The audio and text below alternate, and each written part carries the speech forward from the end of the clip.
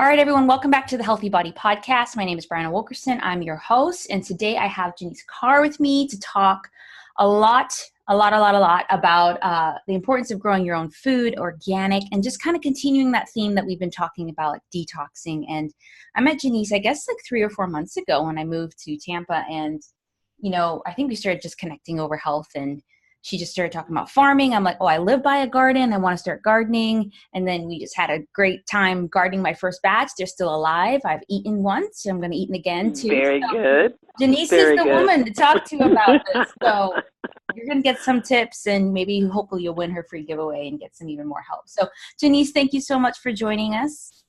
You're welcome. I'm glad to be here. Yes. So excited about somebody else who's excited about food. Woo! Love food. I mean, I just ate right before this. It wasn't a fruit or vegetable, but it was dates. It was dates. That's a fruit. That's all right. It's all right. It's feeding life. It's feeding life. There you go. It's feeding life. It all starts somewhere. Well, you just introduce yourself to us. Tell us a little bit about you, who you are, and then what you do with farming now.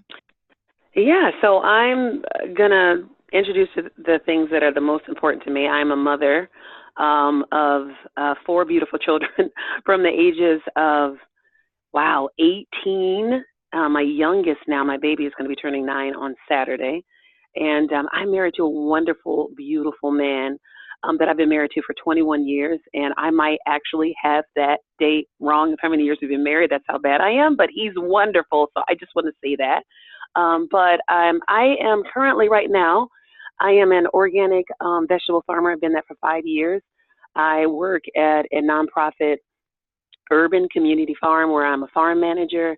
And I started doing this, I think it really was birthed out of pain, actually, quite honestly. I started looking into where our food comes from, because at some point when I had my first child, I was nursing my firstborn son, who was bustling with all of this wonderful life, and I was doing that at the bedside of my grandmother, who was expiring from cancer. And it changed the way I thought about food, because I was responsible for everything he ate, and that really had me look at what I was eating, and it just really had me look at disease differently and how fragile and wonderful life is. And so that journey started me to changing the way I ate, getting involved in a community, a CSA, a community supported agriculture, which is similar to what I do here, at the time where I was in New York. And volunteering there just kind of birthed the seed in me that maybe the next step is to grow my own food. Of course, I didn't know it at the time, but it did lead to where I am right now, which is growing food. That's so awesome. And I think many of us have a story. It's not similar to yours, but there comes a moment when in our health and whatever part of it is that we recognize that, the disparity between what's healthy, what's alive, and maybe what isn't, and what may be a cause of that. Right. And I think for you, just at a young age, as a young mom, just your first son, it's just saying, okay, well, I'm responsible for whatever goes in his body. And even for people who aren't moms or they're past that point, we're still responsible. That idea of we need to empower ourselves to truly know what's in our food, what's on our food. We should definitely say what's on our food. What is it? And, we might not be able to grow a whole farm like you, but there are things that we can do to start eating food that is more organic, is more good for you and stuff like that. So tell us a little bit about how you progressed, though. I mean, you weren't even doing this at all. And then now you're farming your own food and other people's food. So what happened along the way for you? Yeah, it's a crazy story of how I went from being a stay-at-home mom to being a farmer. But it really started with, really being sick and tired of people being sick and tired. And I was sick and tired of being sick and tired myself. And I call them my prayer wails before the Lord, like, why? Why are people dying? Why are these things going on? How do I feed my family? And but that question about why are people dying, the simple question was the food. And so that led me to looking at food very differently. Mm-hmm. I thought, I have my Uncle Ben's rice and my grilled chicken that is in a package from Sam's, and so and of course my microwave broccoli. All these things are on a healthy plate, and so this is how I think I'm supposed to, as a new wife and a new mother. Isn't this how I'm supposed to be feeding my family? And as I started looking more into food, I found that I started paying attention to like labels and it's like, well, if it's in the food, I'm like, how is it in the food? So I Mm-hmm. started looking at the labels, and there were these ingredients in the back of the food that I could not recognize, and I started keywording them on my computer so I could find out what they were. And there were chemical symbols that came up, and ingredients that were used in like tar. I mean, it was crazy things that were coming up in the ingredients in the food, and this nasty word called carcinogens. There was a woman that I met that said, well, if you're going to change the way that you're going to eat, you need to eliminate three things. One is high fructose corn syrup. Anything that says high fructose anything, don't use it. And then if it has anything artificial flavors, flavoring, sweeteners, anything like that. And there was one other thing, but she basically said all these things are carcinogens, and carcinogens are things that that eventually cause cancer. That once there is a certain billion or million number of them, they attack a certain organ, and then it's considered cancer. But these carcinogens float around in your body, really not having a place to really dispose themselves on until they kind of lodge themselves into particular areas of your body and eventually lead to cancer. And I thought, so wait a minute, food that I'm getting that I think is healthy can purposely contains things that is causing the same thing that caused my grandmother to die horribly. Mm. And it's legal to put that in food. And those things are in the food that I'm eating and I'm feeding to my new baby that I'm in charge of. Like God's giving this. I'm not sure why he's trusted me with such a wonderful gift Mm-hmm. as being a mother, but I sure am serious about taking it seriously. And there is, with the fate of those two, of looking at what my grandmother's fate became because of some things that she may have been eating all of her life that she didn't know that could have been causing and contributing to this cancer. There was, I definitely had to look at it differently. So I started doing much more research in food. I started, I had this like dream that, gosh, man, I would know exactly what I was eating and feeding my child if there was some place I can go where I can just, go and just pick it out of the field myself, or, go someplace where they just they picked it, and then I'd know exactly what it was, because at that time I was a brown thumb on each side, so I didn't know how to do it myself. And I found a pamphlet at this little convenience store that was actually it was at the library, and it was for community supported agriculture. And that is where you buy a share of vegetables from a local farm, and you go by each week for each week in their growing season, and you get anywhere from like 10 to 12 different vegetables, and they harvest it. Harvest just means pick that morning, and it's all fresh, and you have to figure out now what to do with 10 to 12 different vegetables at one time when you only had like two or three at a time when you got them. But it led into this wonderful journey and exploration in foods that I had never heard of before, did not know how to cook, but it was this wonderful journey really in community also, because I had to learn how to cook it. I had to ask questions like, what do you do with this? What is this good for? And it just began to change my family's palate, trying to change the way I thought about food. I thought about, the way food tasted changed. So now I could taste things in the food that wasn't supposed to be in the food. So it became harder to consume those types of foods, which made it easier to eat food that had life in it, and not these extra things that were causing us to be ill and sick. And eventually I thought, you know what? I'll start growing it myself too. So good. I love the progression of your I think often when people hear, and what I want to fight against this month in particular, as I talk about this, we think that we need to overhaul everything, and we think we need to just like suddenly, like, oh my gosh, we freak out. And it's like, no, we're just going to take this step to one, first empower yourself to know, what is it? What are you eating? Just know, just do the Yeah. research. And then, maybe you stop eating that thing or you find a different alternative. Then you like choose something each time. And then maybe eventually we'll get to growing our own food. But I think people just kind of, we need to do the job of really educating ourselves and stop relying on outside sources, because sometimes those outside sources are purposely hiding the truth. So, Oh my gosh. know, More than sometimes. all the time. I'm just kidding.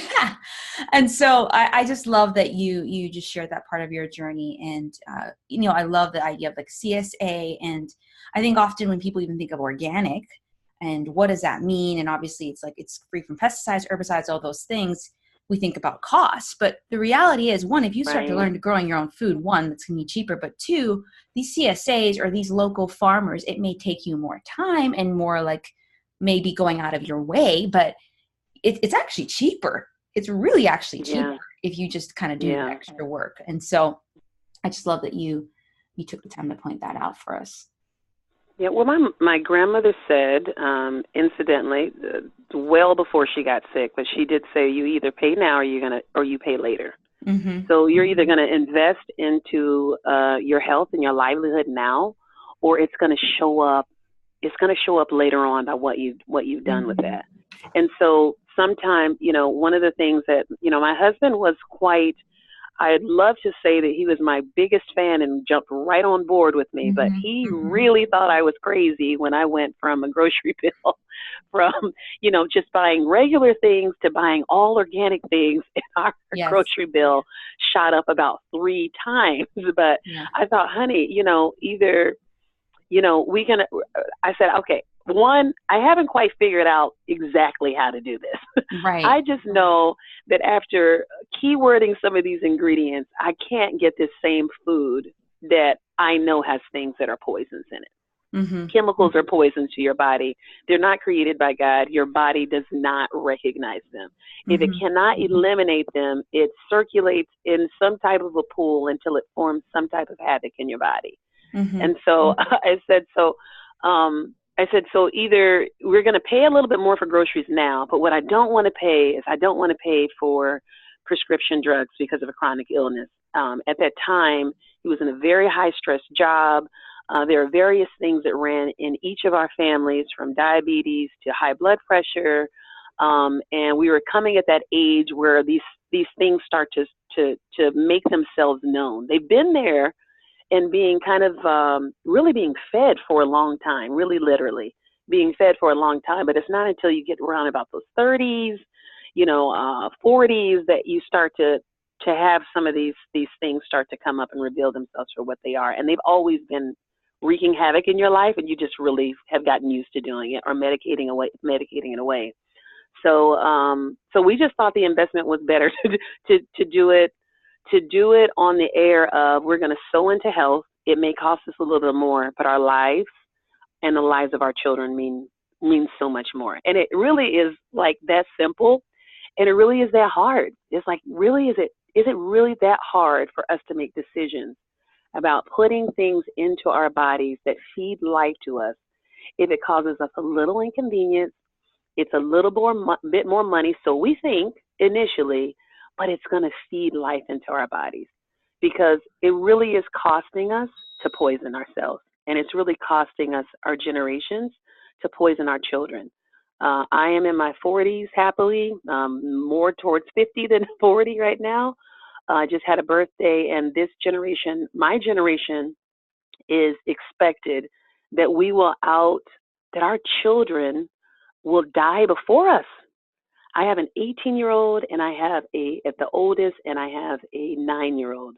The thought that one of them would die of a chronic illness because they are eating and consuming things that they do not realize is making them sick just really devastates me.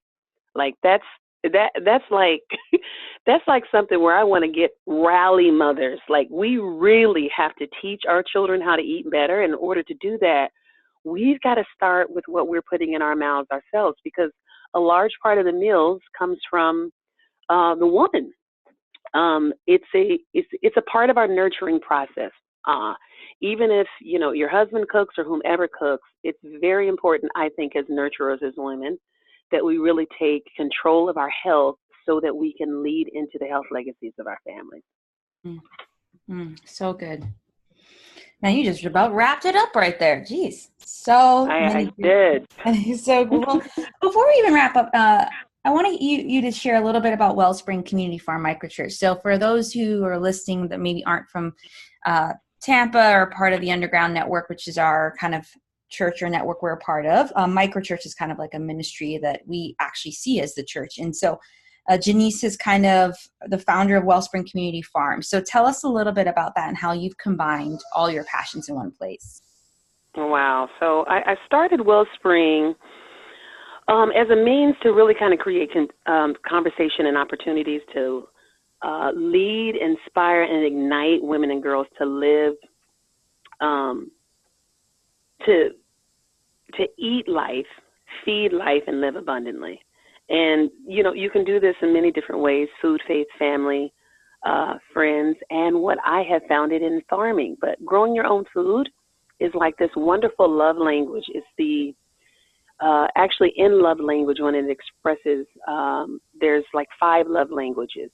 And in the process of preparing a meal or preparing food for your loved ones, you have this opportunity to express all 5 of these love languages. But there is a purposeful, mindful act that's done when you take the time to take a seed, to prepare the ground, to put it in the ground, to nurture it, to weed it, to feed it what it needs, to water it, in order to see this seed blossom and break open into this life-giving component. And as nurturers, this is an important stage, an important stages for us to make sure that we are always mindfully in with ourselves as women and with ourselves as mothers and as nurturers as well. And so it brings together this wonderful opportunity of food, from growing it to preparing it, learning how to prepare it for our bodies so that we're healthier, learning how to prepare it for our families so that we're feeding life to them as well, and then creating a community exchange around this nurturing love language of food. And it's a beautiful example of how God works in our lives, in seasons, in growth, and so it lends into not only the physical, but the spiritual and emotional as well. So good. I mean, we need to organize. I know we've been talking about it a while, organize a time to do something together and organize other women to just do what you said. Eat life, feed life, and live abundantly. So powerful. Yeah, I love that. And I think,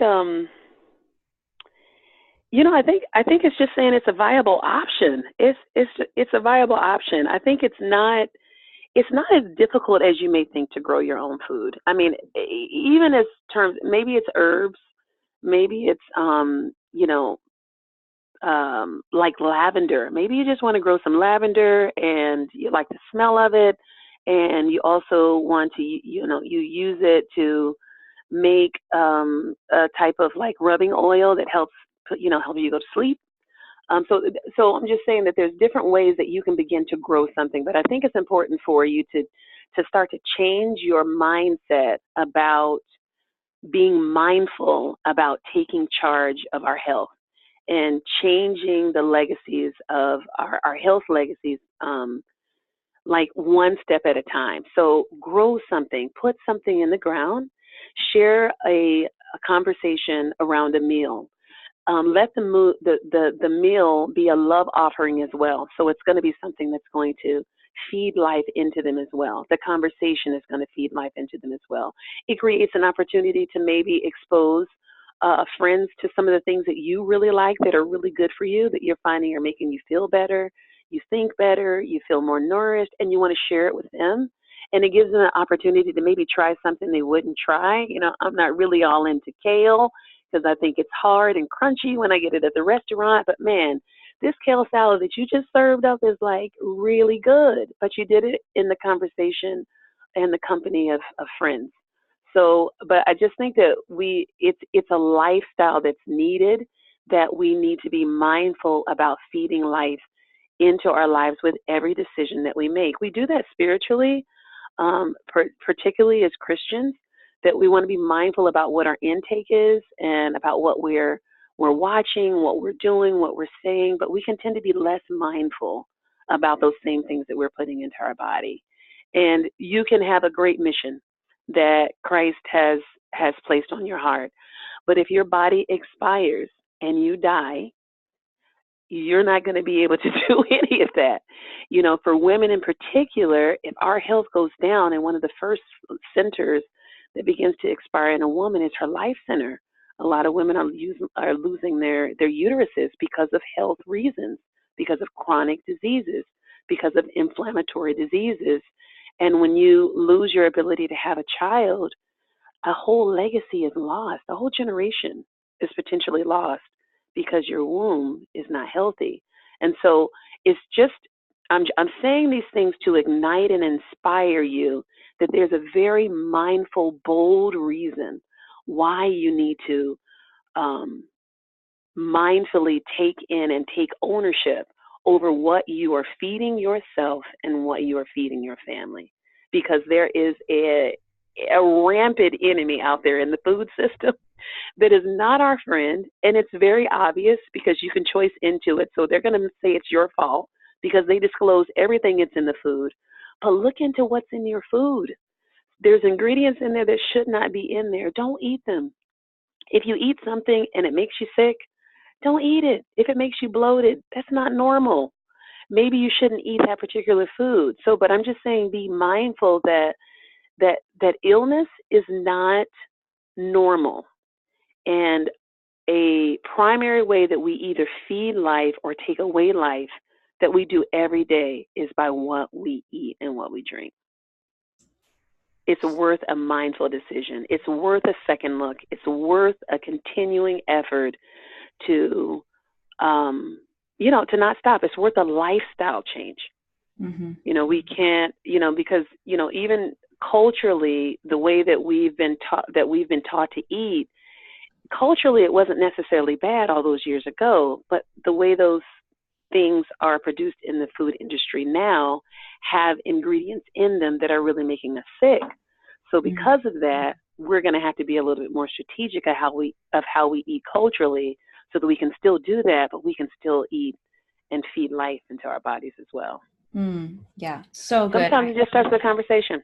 Yeah, and I agree. Like, when I started eating, I stopped eating rice because, one, it just didn't do much in regards to nutrition for me. And as a Caribbean woman going to a restaurant who serves Caribbean food and you say, I actually don't want rice, they look at you very weird. But one, you actually don't get much food then because you get your chicken and then a little bit of lettuce, a little bit of like shredded iceberg, and that's just my decision. But so I had to stop going to a certain restaurants because I'm like, if I'm going to pay money for food, I'm going to make sure that I'm getting the nutrients I need and I feel full at the same time. But, there are still other ways that I engage with my culture and food too. But and it's not to say I don't eat rice at all, but most of the time I don't. But if I have it, it's like, okay, well, it's rice and bean. That's what we eat here, so it's not that we're trying to say like you can't enjoy your culture's food. We're just saying if you're going to enjoy your culture's food, get the best quality thing possible to make that cultural dish as well.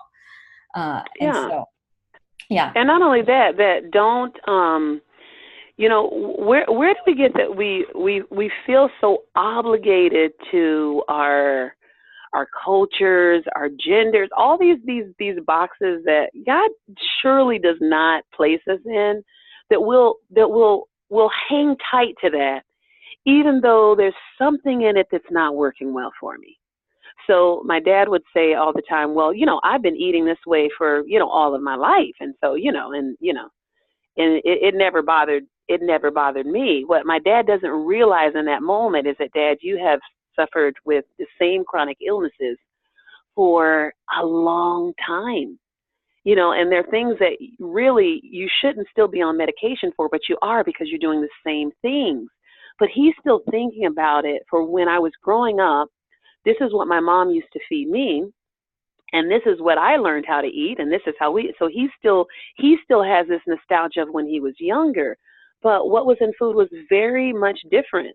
And so it's like, even if you do have that, Dad, how do you feel? How's your health?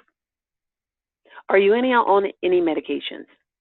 Are any of the medications that you're on, or any of the illnesses that you're suffering with, are any of them related to food?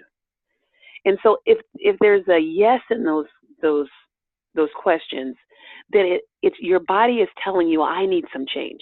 I'm not sure what you are trying to stay attached to culturally or personally, but whatever you're doing right now isn't working well for me. And it's talking to you, and it's saying, I'm needing something else, and I'm needing not that. And so just pay attention to those things and have the ultimate loyalty to your health and your legacy that extends from you and exudes from you. Yeah. So good. So if someone's listening and they're like, all right, I'm ready to start looking at more of, what's in my food, what's on my food, maybe even ready to start growing something. What's like your big one tip that you would give to them? Well, if you're going to start growing food, start with just something simple. Start with herbs. Herbs flavor food in so many different wonderful ways. They're probably herbs that you probably use in mixes anyway. Mm-hmm. They're relatively easy to grow inside or outside. So herbs like rosemary, which have so many medicinal benefits for you. Thyme, basil, rosemary and thyme are pretty easy to grow. Rosemary grows in like a bush, so once it starts to grow and you keep doing clippings, it just continues to grow. But you could also just do something simple as herbs, just mm-hmm. to start it out. And don't be afraid that the first time you start, I really had a brown thumb on each side when I first started to grow food, and I came as this vibrant volunteer, and I thought, I'm ready to learn, and I jumped right in because I really am a self-taught farmer. Mm-hmm. I just came and learned from everybody who was here and trained with everybody who's here, but that was, I was in charge of the greenhouse. Mm-hmm. and I had to learn a lot of things all of a sudden. So sometimes some part of your learning process is that some things are going to go down. Mm-hmm. You're going to find that overwatering and underwatering are going to be your first despair, where you put too much water in or you put not enough water in. But keep trying. So don't do just one thing. So don't, give up. If you buy something from the store, I highly suggest that you get a organic plant. It's nice if you can find a nursery that's available to do it. But if not, a pack of seeds and a pot and some organic potting soil. Very important to use organic potting soil. But just start something. Just start something and email me. Ask me for tips. Mm-hmm. Google has bunches of things. How do you start growing basil from seed? How do you, problems with my basil plant, problems with my thyme plant, mm-hmm. If you have a little planter, one of those long planters that you can put on your porch or somewhere, you can put leaf lettuce. So mm-hmm. it's like a lettuce mix, mesclun mix. Mm-hmm. That's very easy to start, very easy to grow.